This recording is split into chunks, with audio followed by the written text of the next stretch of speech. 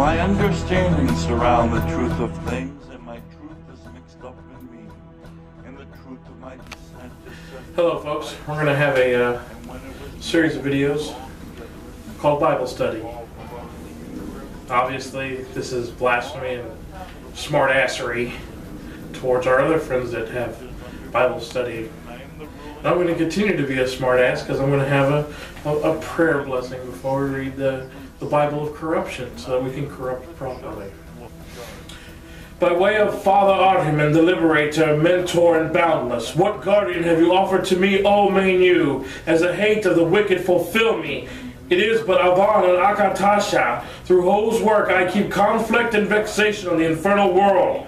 Grant unto me, Father's decree is rule. I am the victorious who protects the teaching. Make it clear that I am the guide for both worlds. We proclaim the mantra. We command the Druze, the most wicked Indar. Fulfilled, Father who destroys the righteous Mazda, gives the sons of Adam immortality in Arizira. There will be health and satisfaction. Success is given to the wicked.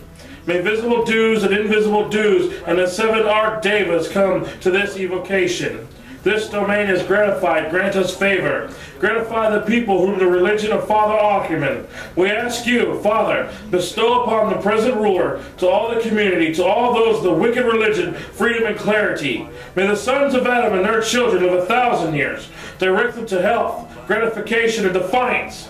Allow them clarity, allow them understanding for the deserving. Allow them a guarded domain for many years and countless hours. Keep them in your favor. This year is of your favor. The night is triumphant, the month is timely, and all these years, days, and months. Allow them to health, to vex and battle, to guide and corrupt those without. Allow them mental resilience to accomplish this. The will be cunning, wicked, and vengeful.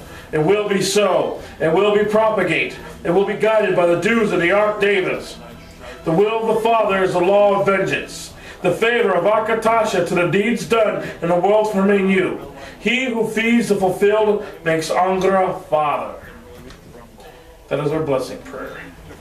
So, we're going to actually do Bible study properly. We're going to start from page 1 and work our way through. Unlike majority of the folks. And we're going to start with what's known as the prelude. I will read through it. If I think that something needs to be expounded upon, I will expound upon it. The Bible of corruption is a unique understanding of how religion was brought into a dualistic form. The nature of man was blurred with the divine need for purity. This was created through the lie of the tyrannical subvert that was greedy for power. This god named Hormazad was created for the selfish need of Zervan. In other words, Zervan, being the one who awoke, created time and faith, had a greedy need to have a son named Hormazad. That's all that means. And Hormazad is a lie. He's a tyrant, meaning God is a tyrant. It is my opinion that Zervan was a spark of consciousness that made infinite to finite. In other words, meaning that everything is just floating around doing nothing, it's primordial nothing, and because of him it became finite. Time began, fate began, things started to roll into motion. Thus Zervan is the creator of time, otherwise known as Father Time or the Grim Reaper. This Bible does look into this topic. As many things throughout history are perverted by the victors, so is the true understanding of the devil. And for those of you who've read Might or Right, where he laws of power, understands that the victor rewrites history to their needs. All you have to do is look at history. I'm not going to give a history lesson.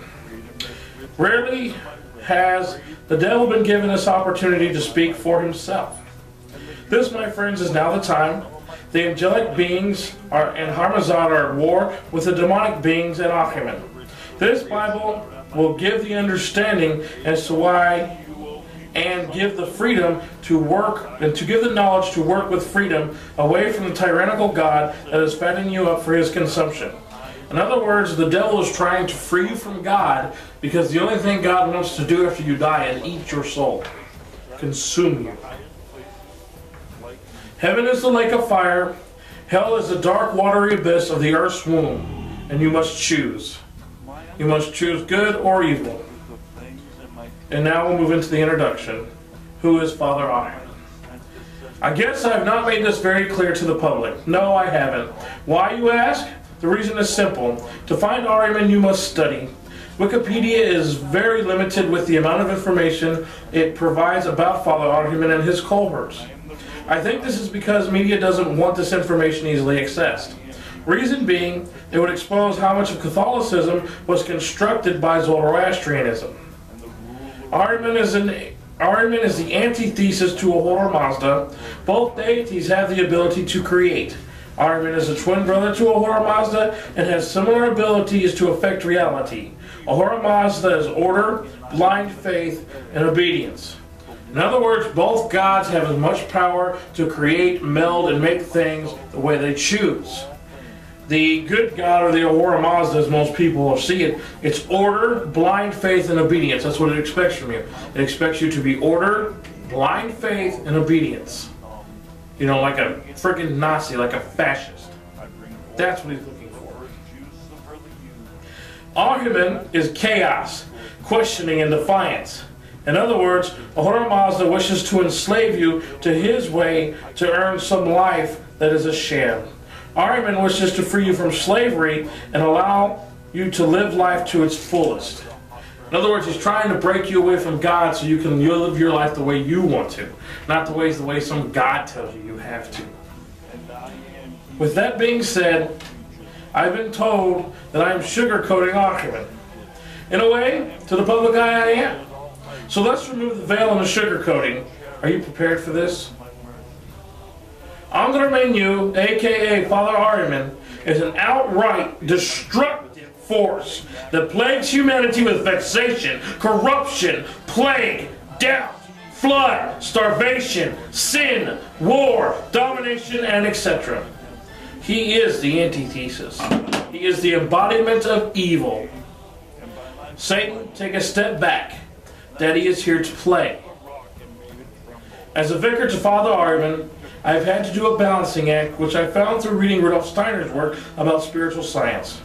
Catholics and the Muslims downplay this devil. Why? Because Ahriman has equal power to the God figure. They're equal, folks. It's not God created Ahriman and Ahriman is a subservient. It's they were created together and they have as much power as the other one does to manipulate reality. That's why you have to choose which side of the coin you're going to play on. Because they're both equal. If holy and evil have equal footing, how can holy have dominion? That is why Zoroastrianism failed and Christianity and Islam propelled forward into the future. They downsized the devil to a rebellious underling that can still be controlled by their power. This is the true lie. This is the lie, folks. What actually happened to Ahriman and why he is entrapped in a watery-filled abyss? Ahriman caused so much chaos that after he blotted out the endless light, Ahura Mazda and his minions outnumbered Ahriman and imprisoned him. This did not stop Ahriman. After Mother Jah roused him, he turned his gaze onto mankind. In other words, he was stuffed in a hole, knocked out, and let down for the count. His mistress came, woke him back up, and then Ahriman said, if this is what this God is going to do to me, what is he going to do to mankind? What will this God do to you if you are acting in defiance? The worst thing that can happen is to get people to apostate from the holy. Whether or not these people join Ahriman's cause, it does not matter, so long as they break away from the enslavement. Do realize that Father Ahriman does use the same tools against the holy as he always has. The Devas, Deus, and Druids are allowed to come onto the earth and influence people by whispering in their ears to create chaos. It's simple, folks. When you learn to understand what the whispering means, then you can tap into the spiritual plan that is set aside for you. Do I, as a human vicar, condone all evil in the world? No. Most of the evil is influenced by the denizens of hell because they need energy to sustain themselves on the mortal plane. Let's stop and talk about that for a minute. What that means is, in order for them to continue to interact with us, they have to maintain a stream of energy. If you look into Hinduism, it's usually done through praise. You praise the immortal God, and it receives energy, and in return it works with you. And that way you guys are working with each other. There's an exchange. Well, since evil has been knocked down, and demons have been knocked down to be things, to be tortured, to be played with, to be forced to do things by the will of God, or this is what people think, they've had to revert to other means to attain energy. So the way they attain those energy is by forcing people into an adrenal reaction, be it through rage, be it through fear, be it through lust, be it whatever way it is to get that reptilian brain to pop so that it can feed off the energy of that.